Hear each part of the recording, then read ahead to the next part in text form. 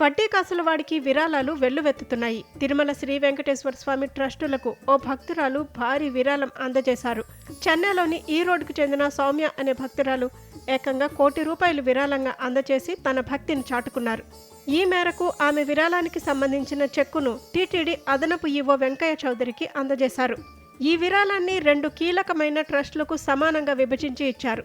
శ్రీవారి నిత్యాన్న ప్రసాదం ట్రస్టుకు 50 లక్షలు, ప్రాణదానం ట్రస్టుకు మరో 50 లక్షలు చొప్పున విరాళంగా అందించారు.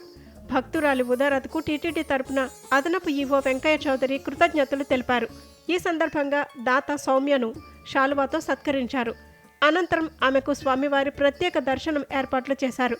స్వామివారి సేవలకు భక్తులు స్వచ్ఛందంగా ముందుకు వచ్చి విరాళాలు అందించడం అభినందనీయమని టీటీడీ అధికారులు పేర్కొన్నారు. అలాగే తిరుమల శ్రీవారికి చెన్నైకి చెందిన మరో 2 భక్తులు 2 కార్లను డొనేట్ చేశారు. చెన్నైకి చెందిన లోటస్ ఆటో వరల్డ్ ప్రైవేట్ లిమిటెడ్కు చెందిన భక్తులు 10 లక్షల విలువైన ఎలక్ట్రిక్ కార్లను టీటీడీ అధికారులకు అందజేశారు. అనంతరం కార్లు డొనేట్ చేసిన భక్తులను సత్కరించి వేద ఆశీర్వచనం అందించారు.